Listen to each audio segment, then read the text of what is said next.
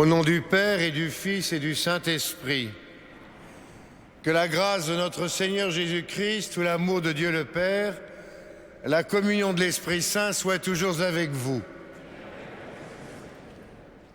Frères et sœurs, en cette veille du week-end des Rameaux, nos occasions de prière sont multiples autour de cet autel ici à Notre-Dame, avec mes confrères, les chevaliers du Saint-Sépulcre, que je salue spirituellement. Nous pouvons prier en effet pour les chrétiens du monde entier qui vont entrer dans la grande semaine par ce week-end des Rameaux, cette fête des Rameaux. Nous pouvons prier pour tous celles et tous ceux qui, à travers le monde, se battent pour faire respecter toute créature, toute vie, comme le dit le pape François. Nous pourrions prier aussi pour le pape François lui-même et toutes les intentions du Saint-Père. Entrons donc, s'il vous le voulez, dans la célébration de cette Eucharistie en faisant quelques instants de silence et en demandant pardon.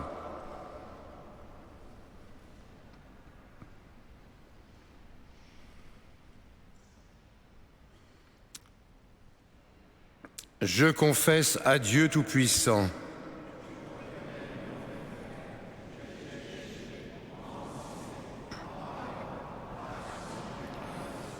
oui, j'ai vraiment péché.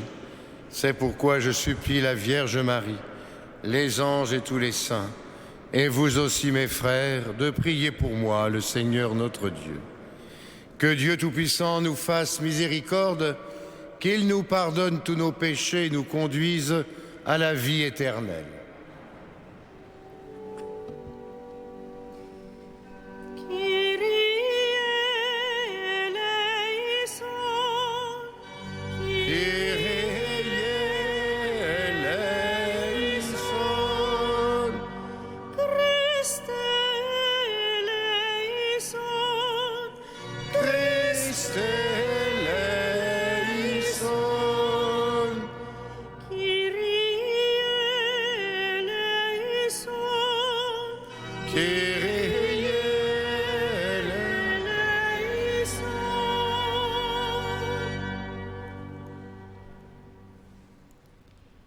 Prions le Seigneur. Pardonne, Seigneur, les torts de ton peuple, puisque notre faiblesse nous a rendus captifs du péché, que ta tendresse nous en délivre, par Jésus le Christ notre Seigneur. Nous pouvons nous asseoir.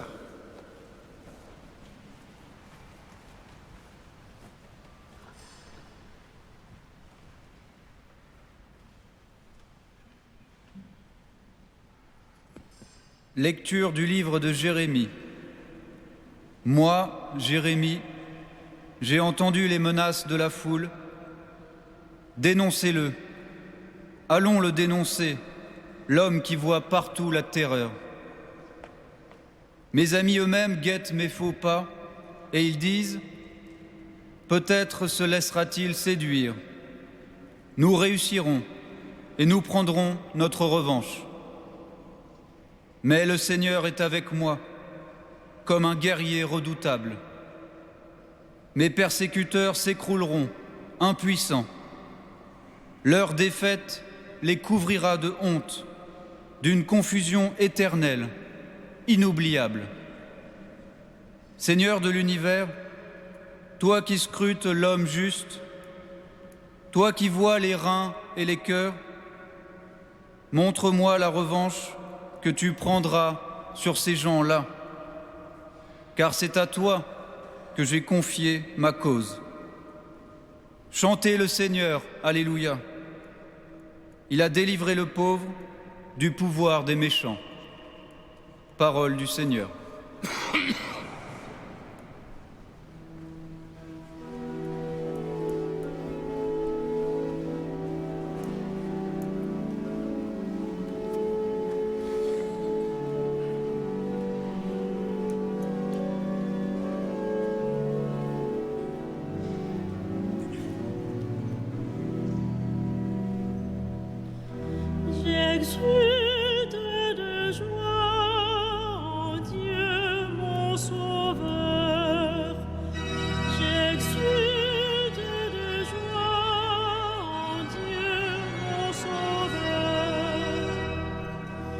Je t'aime, Seigneur, ma force, Seigneur, mon roc, ma forteresse, Dieu, mon libérateur, le rocher qui m'abrite, mon bouclier, mon fort, mon arme de victoire.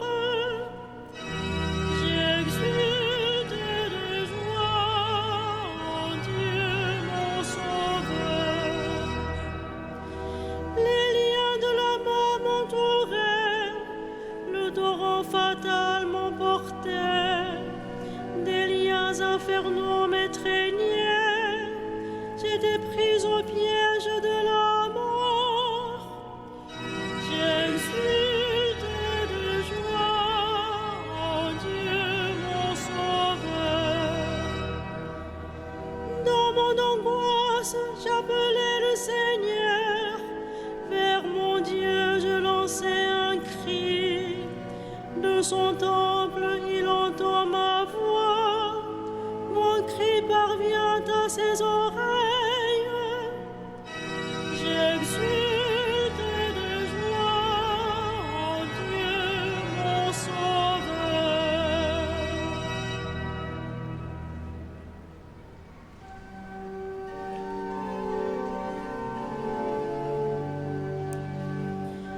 Gloire à toi, Seigneur, Fils du Dieu vivant.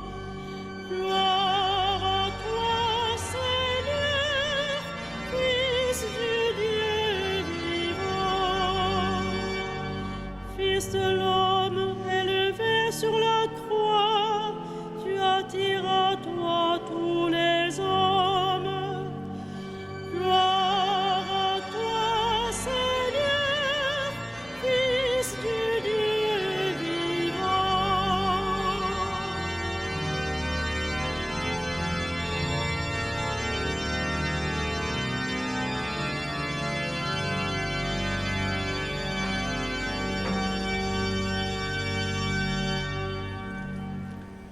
Le Seigneur soit avec vous.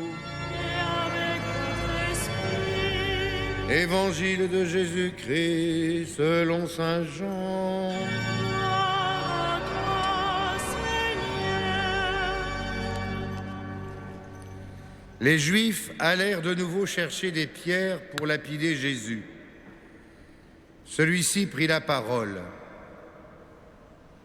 J'ai multiplié sous vos yeux les œuvres bonnes de la part du Père. Pour laquelle voulez-vous me lapider ?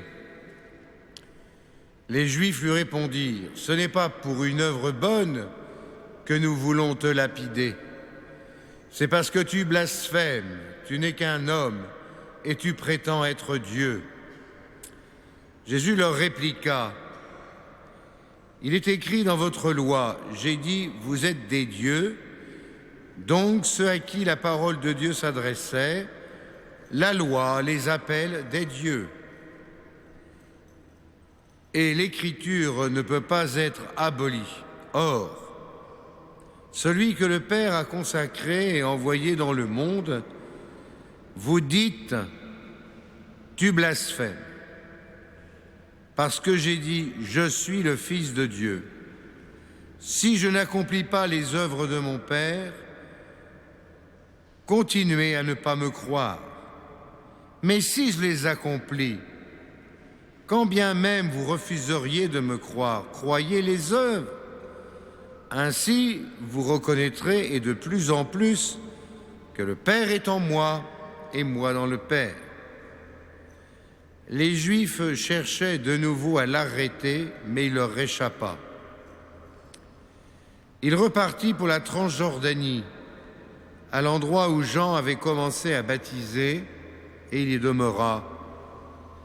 Beaucoup vinrent à lui en déclarant « Jean n'a pas accompli de signe, mais tout ce qu'il a dit au sujet de celui-ci était vrai. » Et à cet endroit, beaucoup crurent en lui. Acclamons la parole de Dieu.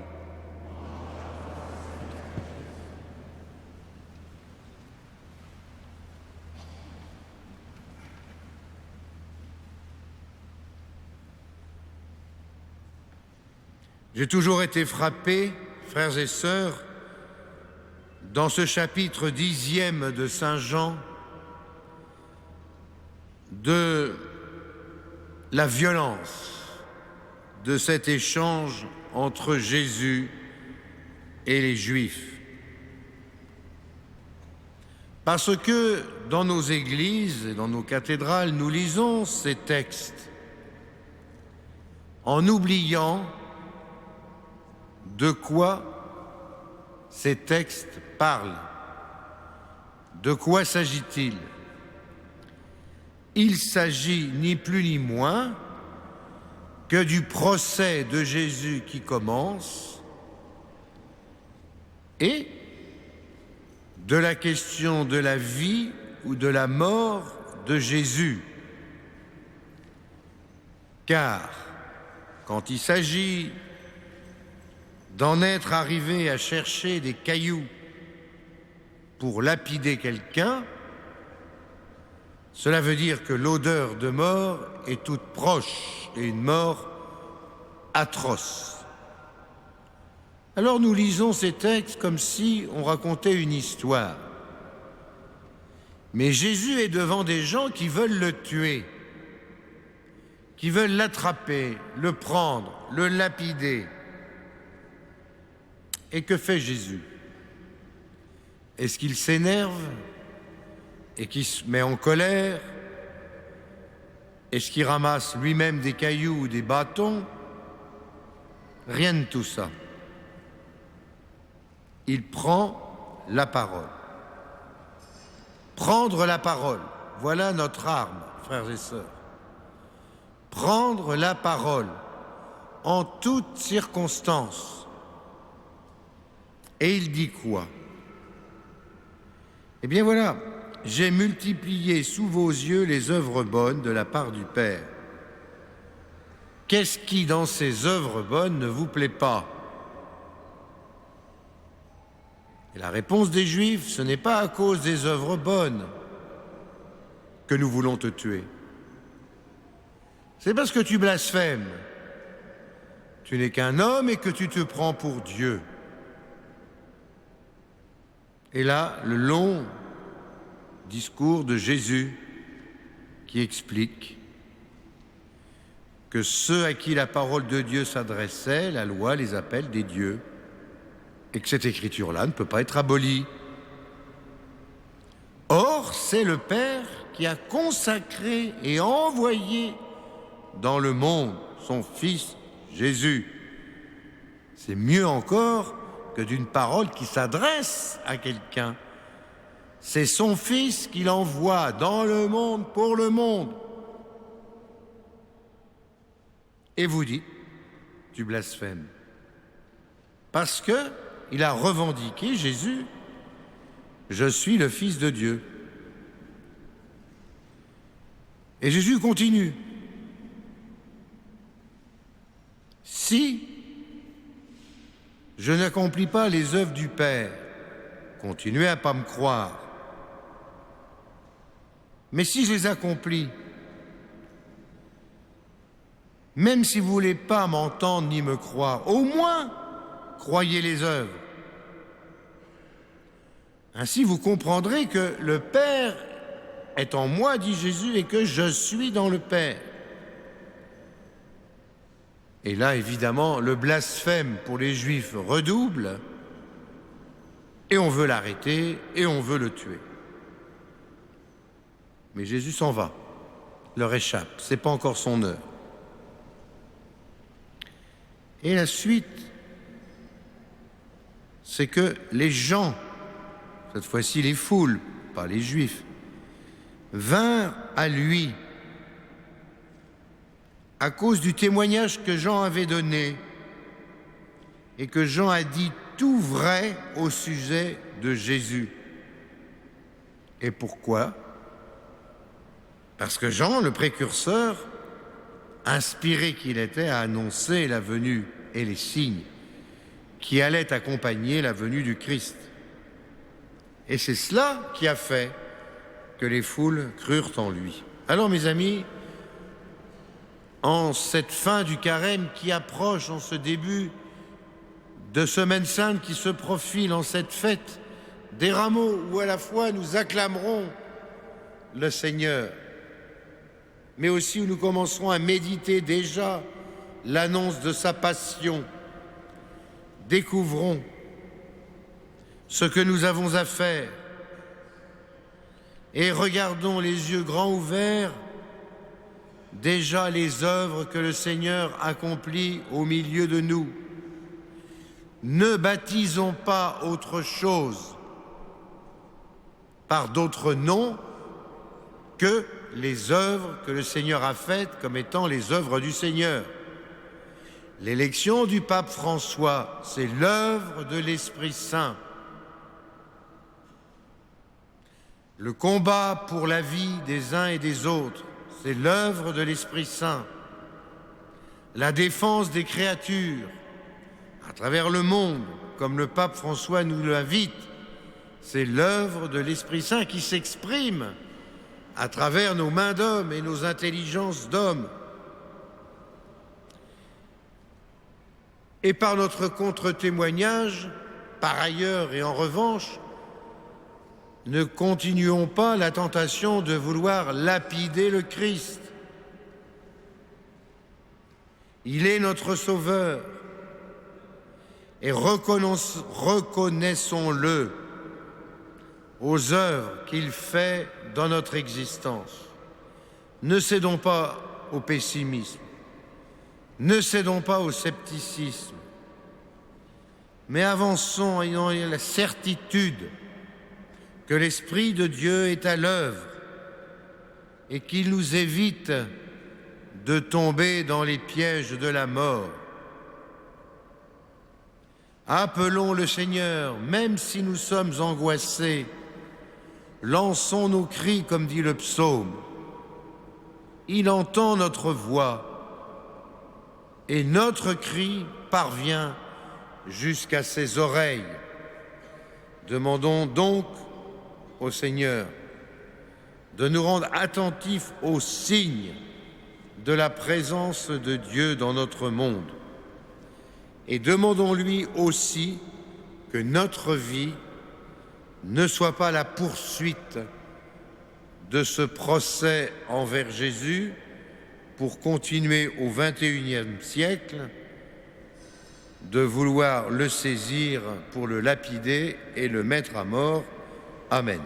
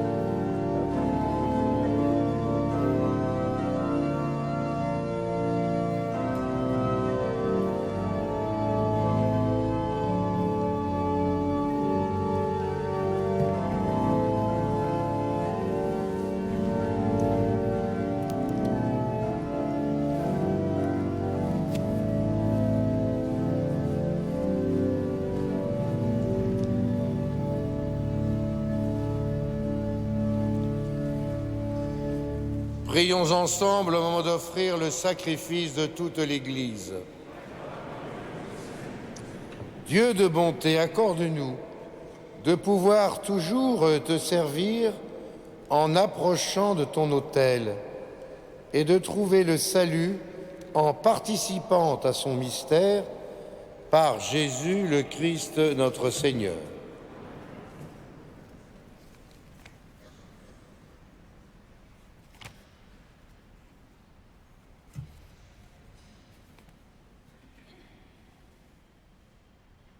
Le Seigneur soit avec vous.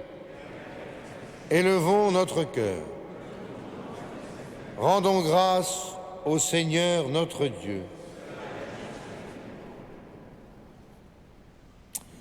Vraiment, il est juste et il est bon de te rendre gloire, de t'offrir notre action de grâce toujours et en tout lieu, à toi, Père très saint, Dieu éternel et tout-puissant. Oui, l'univers entier, sauvé par la passion de ton Fils, peut désormais confesser ta gloire. Par la puissance de la croix apparaît en pleine lumière le jugement du monde, la victoire du crucifié. C'est pourquoi, avec les anges et tous les saints, nous proclamons ta gloire en chantant d'une seule voix.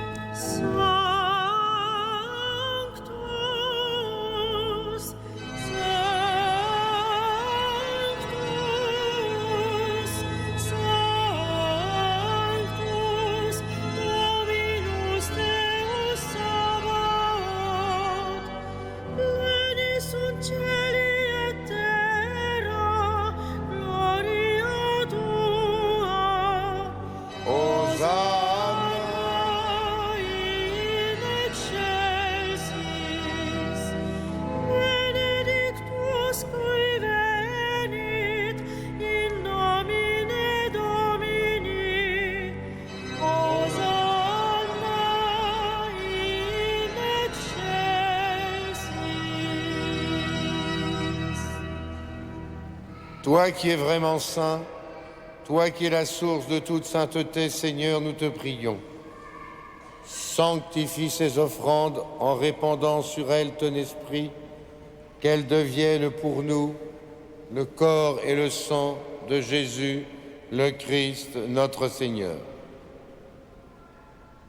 Au moment d'être livré et d'entrer librement dans sa passion, il prit le pain. Il rendit grâce, il le rompit et le donna à ses disciples en disant « Prenez et mangez-en tous, ceci est mon corps livré pour vous. »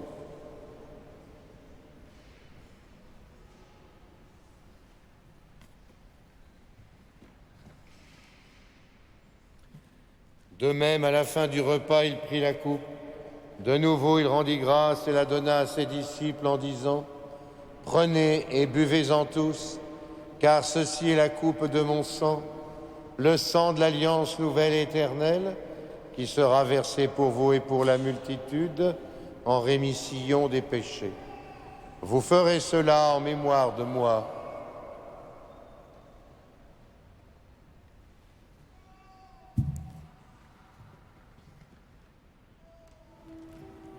Il est grand le mystère de la foi. Nous proclamons ta mort, Seigneur Jésus. Nous célébrons ta résurrection. Nous attendons ta venue dans la gloire. Faisant ici mémoire de la mort et de la résurrection de ton Fils, nous t'offrons, Seigneur, le pain de la vie, la coupe du salut, et nous te rendons grâce car tu nous as choisis pour servir en ta présence. Humblement, nous te demandons qu'en ayant part au corps et au sang du Christ, nous soyons rassemblés par l'Esprit Saint en un seul corps. Souviens-toi, Seigneur, de ton Église, répandue à travers le monde. Fais-la grandir dans ta charité avec le pape François, notre évêque André, tous ceux qui ont la charge de ton peuple. Souviens-toi aussi de nos frères qui se sont endormis dans l'espérance de la résurrection, de tous les hommes qui ont quitté cette vie, spécialement du Père Paul Guiberto, pour qui nous prions ce soir. Reçois-le, reçois-les dans ta lumière auprès de toi. Sur nous tous, enfin, nous implorons ta bonté. Permets qu'avec la Vierge Marie, la bienheureuse Mère de Dieu, avec les apôtres, Saint Denis, les saints de tous les temps qui ont vécu dans ton amitié, nous ayons part à la vie éternelle et que nous chantions ta louange par Jésus le Christ, ton Fils bien-aimé.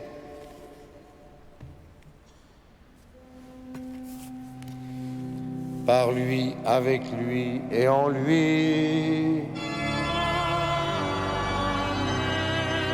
À toi, Dieu le Père Tout-Puissant, dans l'unité du Saint-Esprit, tout honneur et toute gloire pour les siècles des siècles.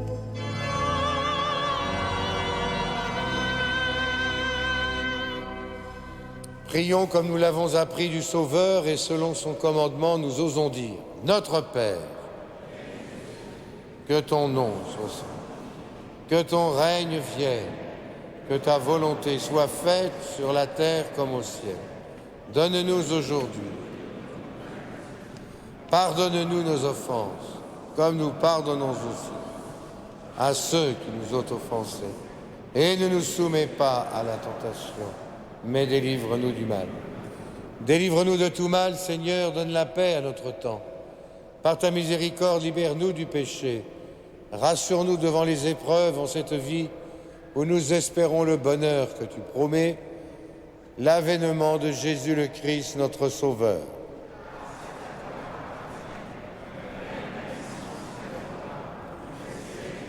Seigneur Jésus-Christ, tu as dit à tes apôtres, je vous laisse la paix, je vous donne ma paix. Ne regarde pas nos péchés, mais la foi de ton Église. Pour que ta volonté s'accomplisse, donne-lui toujours cette paix. Conduis-la vers l'unité parfaite, toi qui règnes pour les siècles des siècles. Et que la paix du Seigneur soit toujours avec vous. Frères et sœurs, dans la charité du Christ, donnons-nous un signe de paix.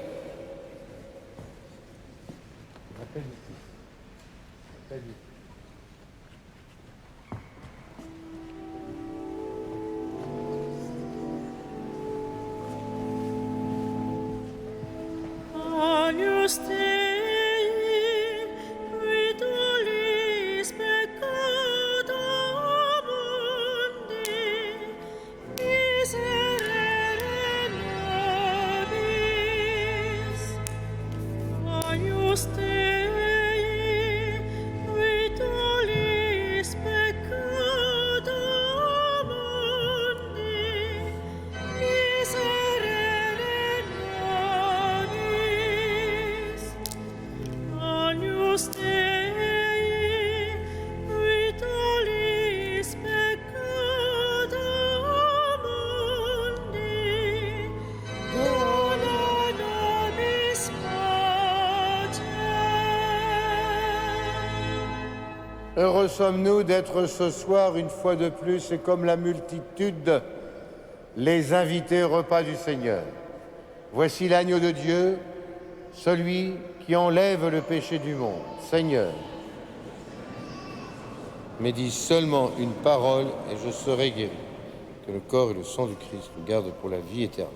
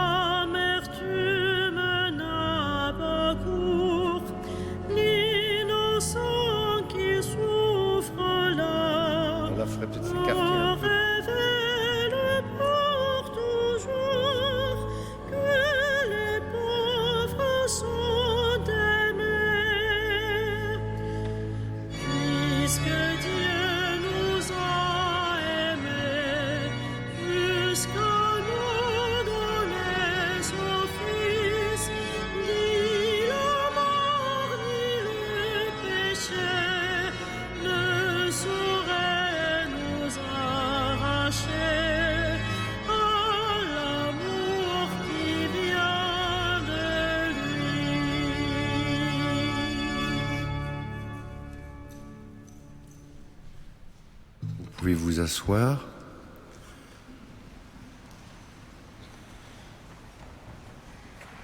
Puisque Dieu nous a aimés, ni la mort ni le péché ne peut nous arracher à l'amour qui vient de lui. Que cette couronne d'épines dont le Christ a été affublé, revêtu, avec laquelle il a été martyrisé jusqu'au sang, soit pour nous un signe de cette mort et de ce péché qui voulait arracher l'amour de Dieu au monde entier. Soit pour nous un signe de l'amour de Dieu qui voulait arracher l'homme au péché. Soit pour nous le signe de l'Esprit du Père et du Fils qui continue de vouloir terrasser l'emprise du mal. En cette veille des rameaux, que cette couronne du Christ nous aide à comprendre le sens profond du combat du Sauveur pour la liberté de l'homme par amour de Dieu.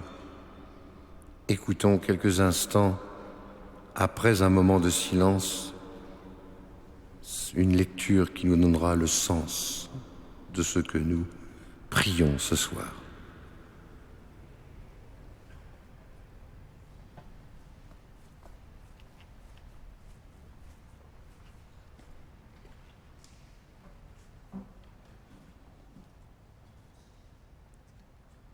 Homélie de Saint Jean Chrysostome.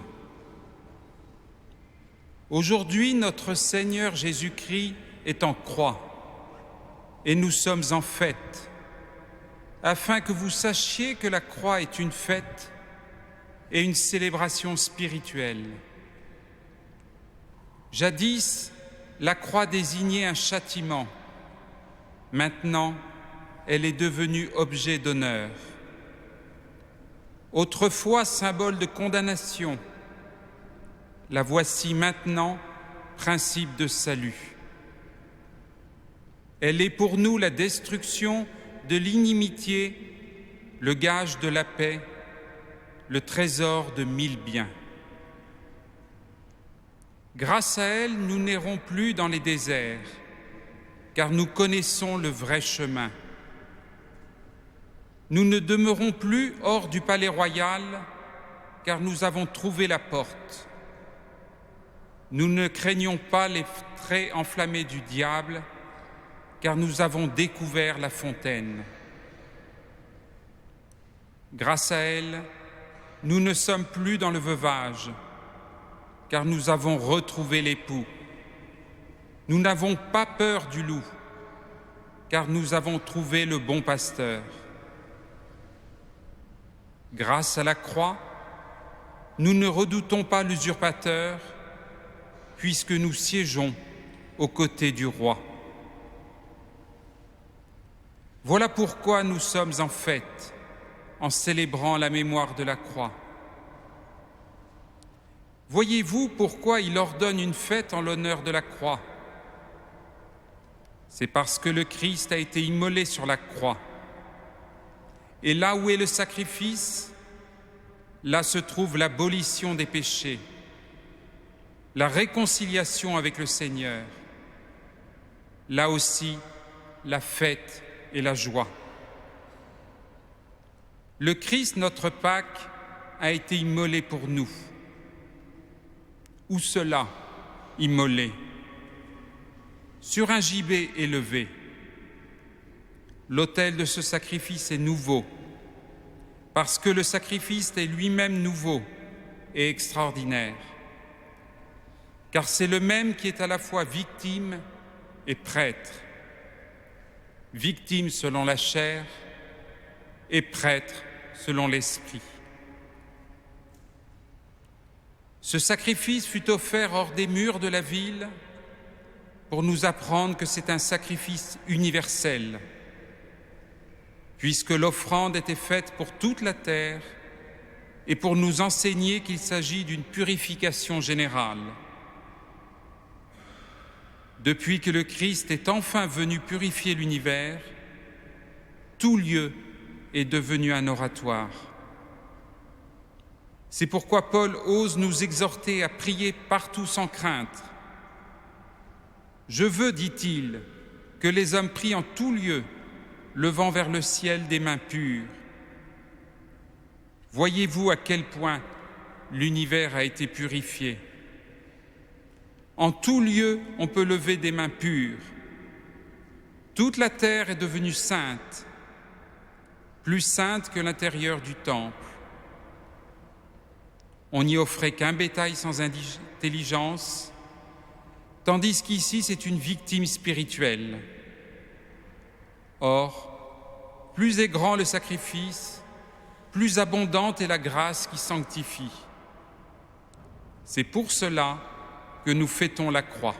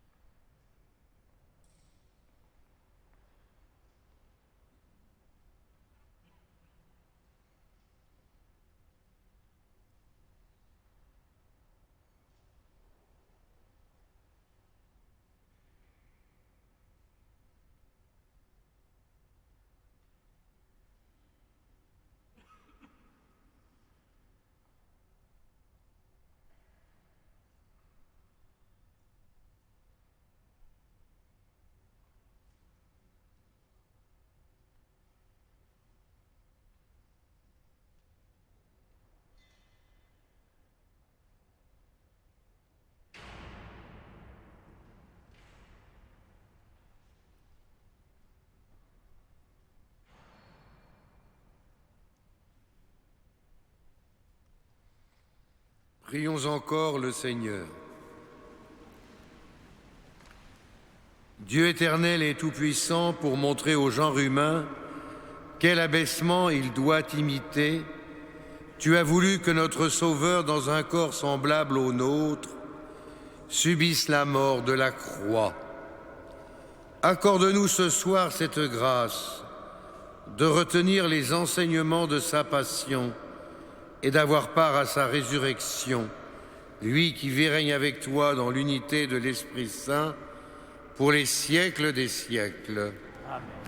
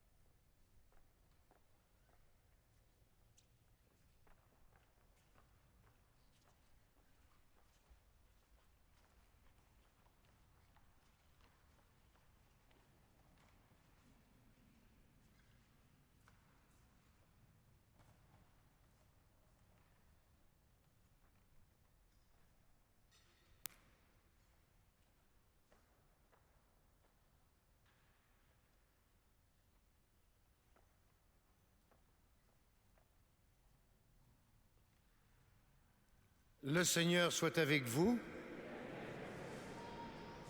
et que Dieu Tout-Puissant vous bénisse, le Père, le Fils et le Saint-Esprit. Allons et demeurons dans la paix, dans la joie du Christ. Vendredi prochain, ce sera le vendredi saint, et nous serons avec Marie au pied de la croix à recevoir le corps de son Fils Jésus, mort sur cette croix. L'ensemble de la journée, nous la passerons ici à vénérer la couronne d'épines, méditer la Passion, faire les chemins de croix du matin au soir, aidés par les prêtres, les chanoines et les chevaliers du Saint-Sépulcre, toute la journée du vendredi saint. Et d'ici là, célébrons dignement la fête des rameaux, la messe chrismale mercredi, la Sainte Seine jeudi, et puis ce sera la lumière de Pâques. Confions tout cela à Marie et chantons. Ave Regina Caelorum, Ave Domina Angelorum, salve radix, salve porta, ex qua mundo lux est orta, Gaudet Virgo gloriosa, super omnes spectio.